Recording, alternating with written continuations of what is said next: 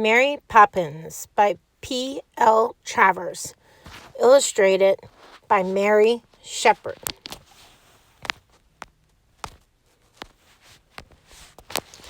Chapter 2. The Day Out. Every third Thursday, said Mrs. Banks, 2 till 5. Mary Poppins eyed her sternly. The best people, ma'am, she said, give every second Thursday and 1 till 6. And those I shall take, or Mary Poppins paused, and Mrs. Banks knew what the pause meant. It meant that if she didn't get what she wanted, Mary Poppins would not stay. Very well, said Mrs. Banks hurriedly, though she wished Mary Poppins did not know so very much more about the best people than she did herself. So Mary Poppins put on her white gloves and tucked her umbrella under her arm, not because it was raining, but because it had such a beautiful handle that she could not possibly leave it at home. How could you leave your umbrella behind if it had a parrot's head for a handle? Besides, Mary Poppins was very vain and liked to look her best. Indeed, she was quite sure that she never looked anything else. Jane waved to her from the nursery window. "Where are you going?" she called. "Kindly close that window," replied Mary Poppins, and Jane's head hurriedly disappeared inside the nursery. Mary Poppins walked down the garden path and opened the gate. Once outside in the lane, she set off walking very quickly, as if she were afraid the afternoon would run away from her if she didn't keep up with it.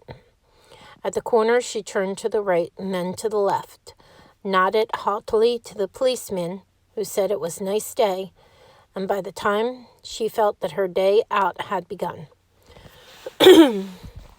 she stopped beside an empty motor car in order to put her hat straight with the help of the windscreen, in which it was reflected.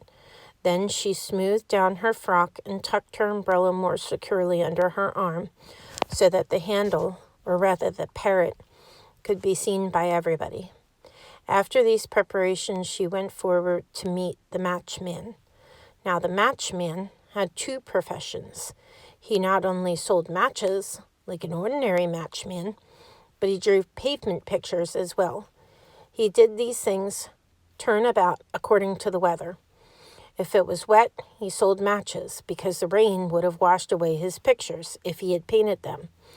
If it was fine, he was on his knees all day, making pictures in colored chalk on the sidewalks, and doing them so quickly that often you would find he had painted up one side of a street and down the other almost before you had time to come round the corner. On this particular day, which was fine but cold, he was painting. He was in the act of adding a picture of 2 bananas, an apple, and a head of Queen Elizabeth to a long string of others, when Mary Poppins walked up to him, tiptoeing so as to surprise him.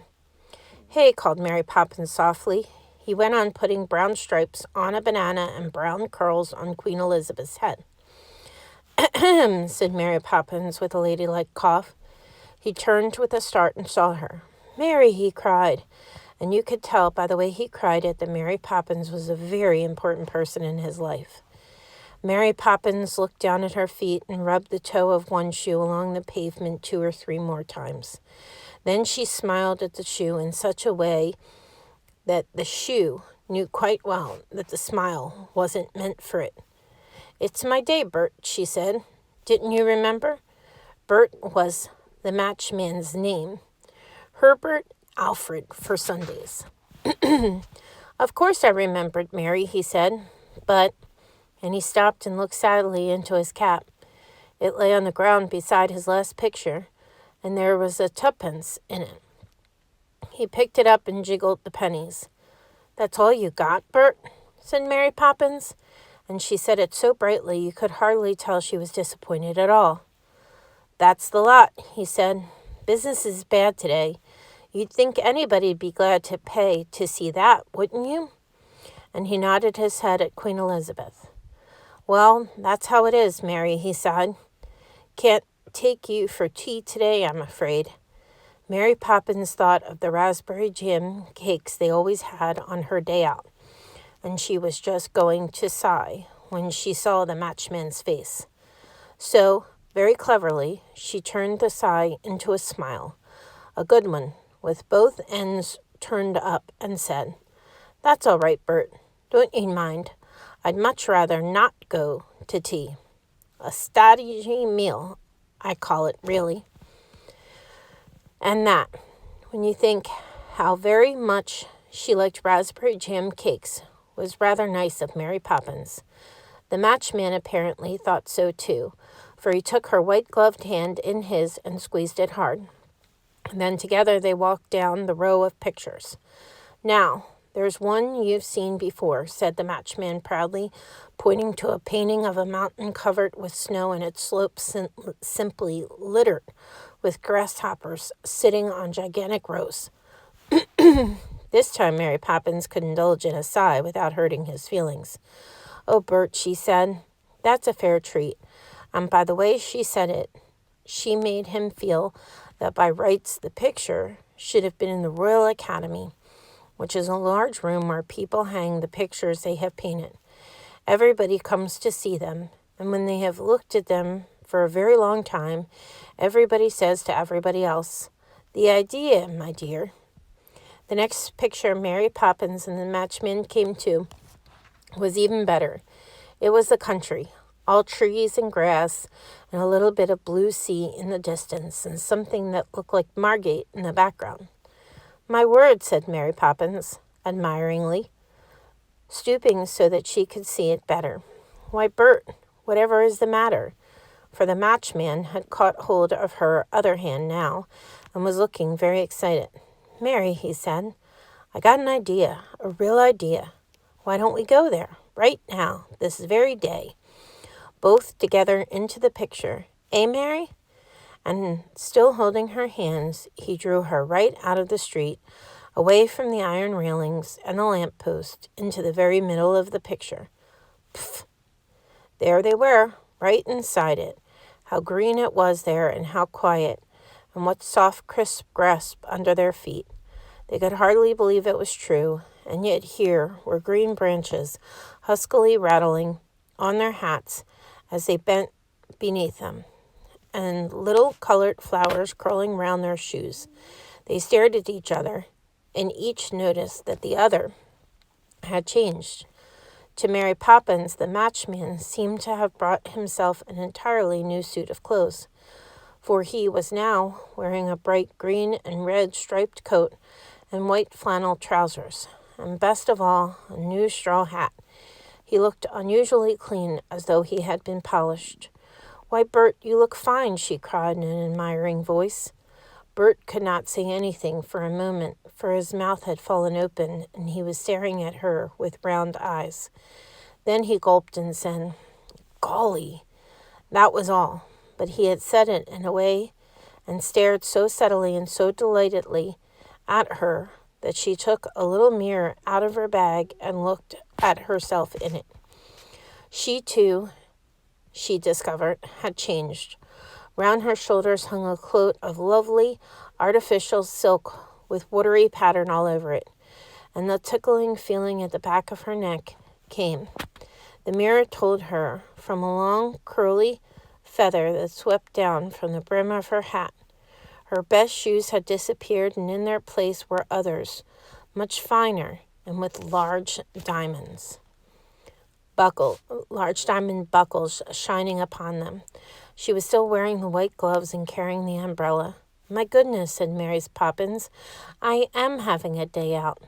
So, still admiring themselves and each other, they moved on together through the little wood, till presently they came upon a little open space filled with sunlight, and there on the green table was afternoon tea. A pile of raspberry jam cakes as high as Mary Poppins' waist stood in the center, and beside it, tea was boiling in a big brass urn. Best of all, there were 2 plates of whelks and 2 pins to pick them out with. Strike me pink, says Mary Poppins. That was what she always said when she was pleased. Golly, said the matchman, and that was his particular phrase. Won't you sit down, madame? Inquired a voice, and they turned to find a tall man in a black coat coming out of the wood, with a table napkin over his arm. Mary Poppins, thoroughly surprised, sat down with a plop upon one of the little green chairs that stood round the table. The matchman, staring, collapsed onto another. I'm the waiter, you know, explained the man in the black coat. Oh, but I didn't see you in the picture, said Mary Poppins. Ah, I was behind the tree, explained the waiter. Won't you sit down, said Mary Poppins politely. Waiters never sit down, madame, said the man, but he seemed pleased at being asked. Your whelks, mister, he said, pushing a plate of them over to the matchman. And your pin. He dusted the pin on his napkin and handed it to the matchman. They began upon the afternoon tea, and the waiter stood beside them to see they had everything they needed. We're having them after all, said Mary Poppins in a loud whisper, as she began on the heap of raspberry jam cakes. Golly, agreed the matchman, helping himself to two of the largest.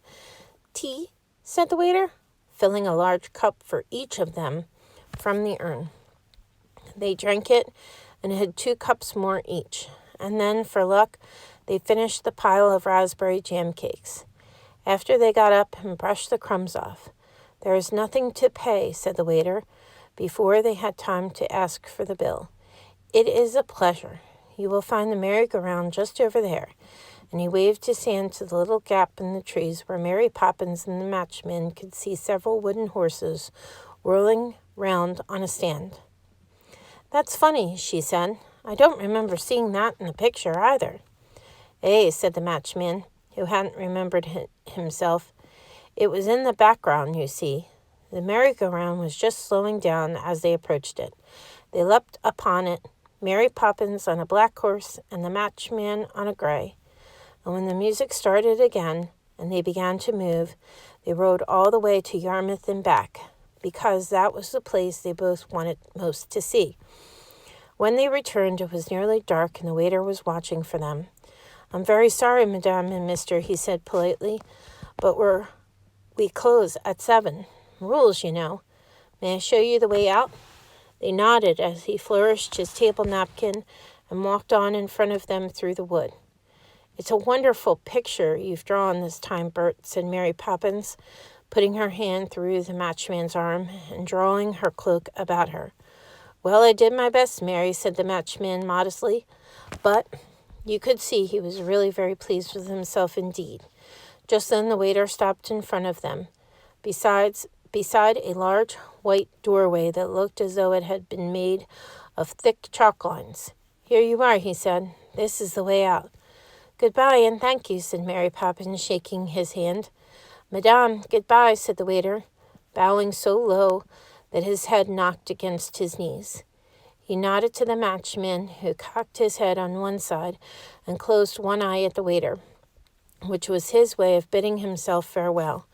Then Mary Poppins stepped through the white doorway, and the matchman followed her.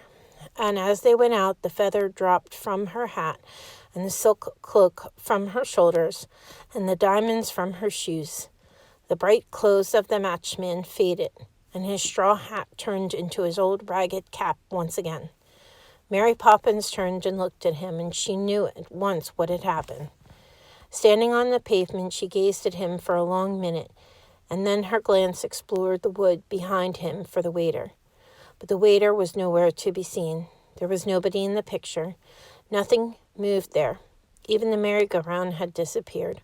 Only the still trees and the grass and the unmoving little patch of sea remained. But Mary Poppins and the matchman smiled at one another. They knew, you see, what lay behind the trees. When she came back from her day out, Jane and Michael came running to meet her. Where have you been, they asked her. In Fairyland, said Mary Poppins. Did you see Cinderella, said Jane. Huh? Cinderella? Not me, said Mary Poppins contemptuously. Cinderella indeed. Or Robinson Crusoe, asked Michael. Robinson Crusoe, pooh, said Mary Poppins rudely. Then how could you have been there? It couldn't have been our fairyland. Mary Poppins gave a superior sniff. Don't you know, she said pityingly, that everybody's got a fairyland of their own? And with another sniff, she went upstairs to take off her white gloves and put the umbrella away.